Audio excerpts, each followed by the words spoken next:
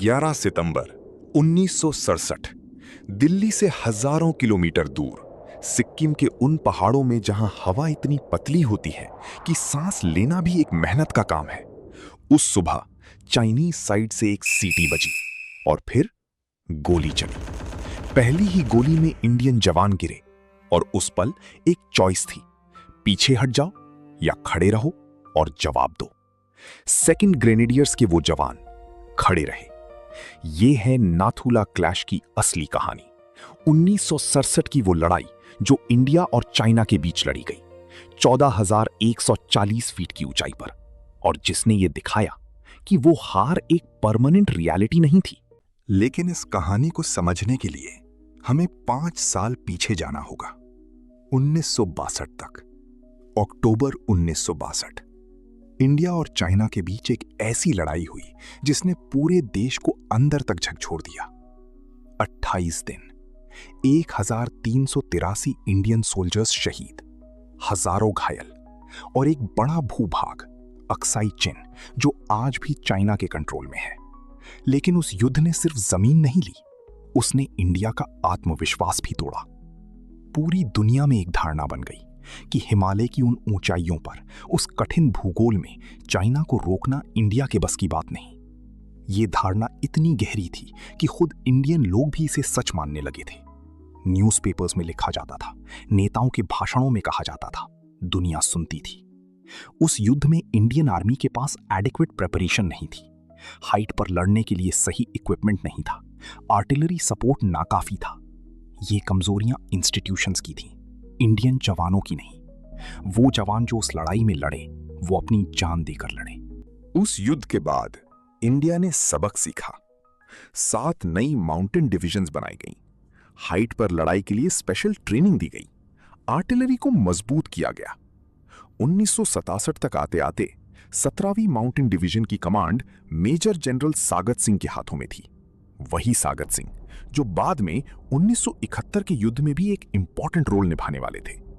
जख्म तो था, दर्द भी था, लेकिन उस दर्द ने इरादे को और पक्का कर दिया था। नाथुला सिक्किम में स्थित एक strategic mountain pass, altitude 14,140 feet, यानी समुद्र की सतह से 3 किलोमीटर से भी ऊपर। यह पास इंडिया और तिब्बत के बीच का एक पुराना ट्रेड रूट था, सिल्क रूट का हिस्सा।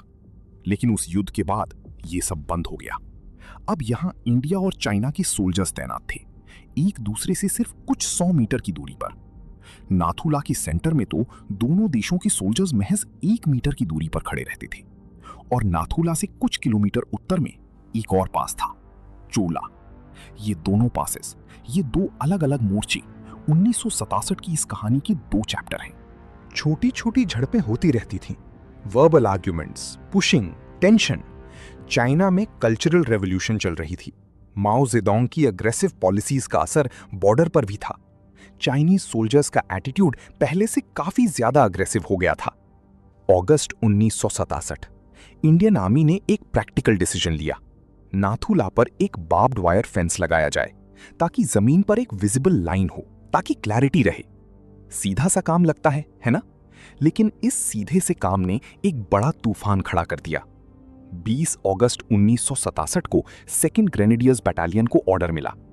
23 अगस्त को लगभग 75 चाइनीज सोल्जर्स वॉर की पोशाक में नाथुला की तरफ बढ़े। 5 सितंबर को चाइना ने फेंस पर आपत्ति जताई, काम 2 दिनों के लिए रुका। 7 सितंबर को 100 चाइनीज सोल्जर्स आए, धक्का मुक्की हुई, पत्थरबाजी हुई। 10 सितंबर को चाइना ने कड़ी चेतावनी दी, कहा सीरियस कॉन्सिक्वेंसेस भुगतने होंगे। लेकिन इंडियन आर्मी को ऑर्डर्स क्लियर थे, पीछे मत हटो। 10 सितंबर की रात को लेफ्टिनेंट कर्नल राय सिंह यादव को ऑर्डर मिला, 11 सितंबर की सुबह 4 बजे काम फिर शुरू करो। सेबुला से नाथुला के सेंटर तक फेंस पूरी करो। कुछ होने वाला था, सबको पता था। 11 सितंबर 1967 सुबह 70 फील्ड कंपनी के इंजीनियर्स और 18वीं राजपूत रेजिमेंट के जवान फेंस लगाने का काम कर रहे हैं। सेकंड ग्रेनेडियर्स सेबुला और कैमल्स बैक पर अलर्ट पर हैं। लेफ्टिनेंट कर्नल राय सिंह यादव अपनी कमांडो प्लाटून के साथ नाथुला के सेंटर में खड़े हैं। सुबह 7 बजे चाइनीज पॉलिटिकल कॉमिसार सोल्जर्स के एक दल के साथ नीचे उतरा। सीधा राय सिंह यादव के पास आया, काम रोकने को कहा। राय सिंह यादव ने मना कर दिया। बहस हुई, हाथापाई हुई, कॉमिसार को धक्का लगा। चाइनीज सोल्जर्स अपने बंकर्स की तरफ वापस गए। इंजीनियर्स ने काम फिर शुरू किया और तभी चाइनीज साइड से एक सीटी बजी और उसके बाद मीडियम मशीन गन की गोलीबारी। खुले में काम कर रहे इंजीनियर्स और 18वीं राजपूत के जवानों पर भारी हताहत। एक पल के लिए सोचिए, आप 14,000 फीट पर हैं, सांस लेना मुश्किल है, ठंडी इतनी है कि हाथ सही से काम नहीं कर रहे, और अचानक आपके साथियों पर मशीन गन की गोलियां बरसने लगती हैं। उस वक्त एक चॉइस थी, पीछे हट जाओ जैसे पहले हुआ था, या खड़े रहो और जवाब दो। सेकेंड ग्रेनेडियर्स के जवान खड़े रहे। इंडियन आर्मी ने तुरंत पूरी फोर्स से जवाब दिया, इन्फेंट्री फायर और साथ में आर्टिलरी। इंडियन तोपों ने आसपास के तमाम चाइनीज पोस्ट्स को निशाना बनाया। पहली बार आर्टिलरी सही से थी, ट्रेन्ड थी, डिप्लॉयड थी, और नथुला का टेरेन इंडिया के पक्ष में था। सेबुला और कैमल्स बैक की ऊंचाइयों से इंडियन तोपों को बेहतरीन एंगल मिल रहा था। चाइनीज बंकर्स जो नीचे की तरफ थे, खुले हुए थे। आर्टिलरी स्ट्राइक्स का इंपैक्ट सिग्निफिकेंट रहा। कई चाइनीज बंकर्स तबाह हो गए। 11 सितंबर से 15 सितंबर 1967 तक 5 दिन, 5 दिनों की भीषण क्रूर लड़ाई। आर्टिलरी, मोर्टार और मशीन गन दोनों तरफ से। इंडियन साइड पर भी कैजुअल्टीज हुई। ये एक तरफ की लड़ाई नहीं थी। इस संघर्ष में 88 इंडियन जवान शहीद हुए और 163 घायल हुए। 88 ये सिर्फ एक नंबर नहीं है, हर एक शहादत एक इंसान की थी। कोई किसी का बेटा था, कोई किसी का बाप, कोई किसी का भाई, कोई किसी का पति। वो जवान जो उस दिन लड़े, वो अपने घरों से हजारों किलोमीटर दूर थे, अपने परिवारों से दूर, अपनी माओं से दूर।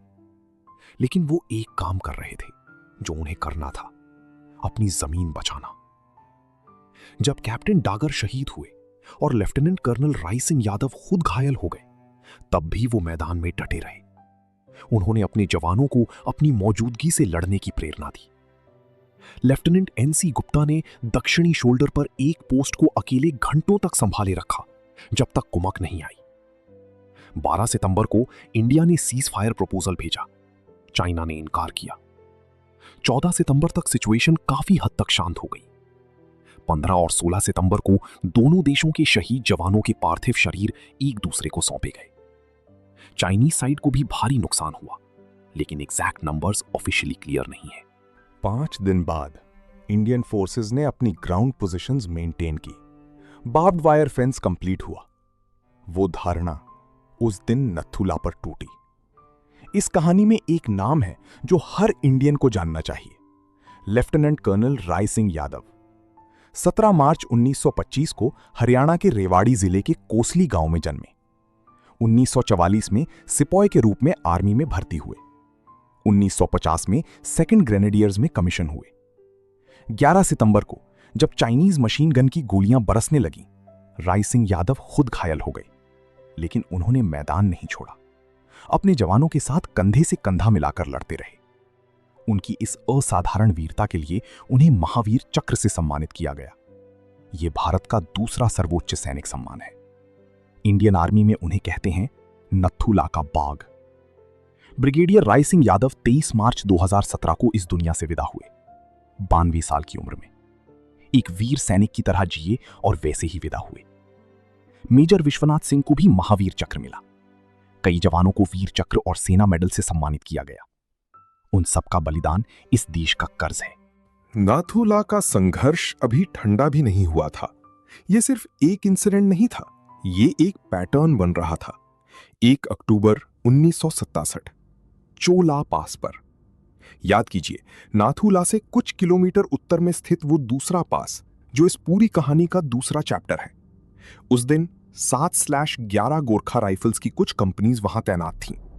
चाइनीज साइड से अग्रेशन आई, गोलीबारी हुई, हाथों हाथ मुकाबला हुआ जो नाथुला से भी ज्यादा करीब था। लेकिन नतीजा वही रहा। इंडियन सोल्जर्स ने अपनी पोजीशन डिफेंड की, चाइनीज सोल्जर्स को पीछे हटना पड़ा। 2 अलग अलग पासेस, 2 अलग अलग इंसिडेंट्स, एक ही जवाब, हम नहीं हटेंगे। इन क्लैशेस के बाद नाथुला सेक्टर में दशकों तक स्टेबिलिटी आई। चाइना ने जो धमकी दी थी कि वो एयरफोर्स लाएगा, जब इंडिया नहीं हटा तो चाइना की सरकारी न्यूज एजेंसी शिंगुआ ने उन योजनाओं से इनकार कर दिया। 2006 में, यानी 39 साल बाद, नाथुला पास को ऑफिशियली ट्रेड के लिए रीओपन किया गया, इंडिया और चाइना के बीच, उसी पास पर जहां 1967 में गोलियां चली थीं। आज वहां ट्रक्स चलते हैं, तिजारत होती है। ये हिस्ट्री का एक अजीब और सुंदर पैराडॉक्स है, जिसे रोकने के लिए इतनी कीमत चुकी। वो रास्ता आज एक सेतु बन गया, लेकिन वो सेतु बन सका क्योंकि उस दिन उन जवानों ने जमीन नहीं छोड़ी। 1967 के नाथुला और चोला क्लैशेस पॉपुलर हिस्ट्री में उतने नहीं आते जितने डिजर्व करते हैं। 1962 की वॉर इतनी बड़ी थी, इतनी पेनफुल थी कि उसकी छाया में ये क्लैशेस दब गए। लेकिन अगर 1962 ने एक जख्म दिया था, तो 1967 ने एक सिग्नल दिया। यह सिग्नल था कि हारना नियति नहीं होती, कि तैयारी मैटर्स करती है, कि एक सोल्जर का एक डिसीजन, एक रेजिमेंट का एक संकल्प हिस्ट्री बदल सकता है। वो 88 जवान जो इस संघर्ष में शहीद हुए, वो 163 जवान जो घायल होने के बावजूद लड़ते रहे, उन्हें शायद उस वक्त पता भी नहीं था कि वो हिस्ट्री लिख रहे हैं। वो बस अपना काम कर रहे थे, अपनी जमीन बचा रहे थे। आज नाथुला पर हर साल 11 सितंबर को नाथुला विजय दिवस मनाया जाता है।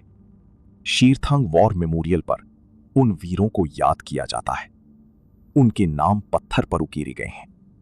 अगली बार जब आप नाथुला के बारे में सुने, एक पल के लिए रुकिए और सोचिए कि ये जमीन किसने बचाई, किसकी जिद ने इसे आजाद रखा। वो खड़े रहे। जय हिंद। अगर ये वीडियो आपको पसंद आई तो इसे लाइक करें, शेयर करें और हमारे सूत्र डॉक्यूमेंट्री चैनल को सब्सक्राइब करें। अगली डॉक्यूमेंट्री आप किस टॉपिक पे देखना चाहते हैं, कमेंट सेक्शन में जरूर बताएं। जय हिंद, जय भारत।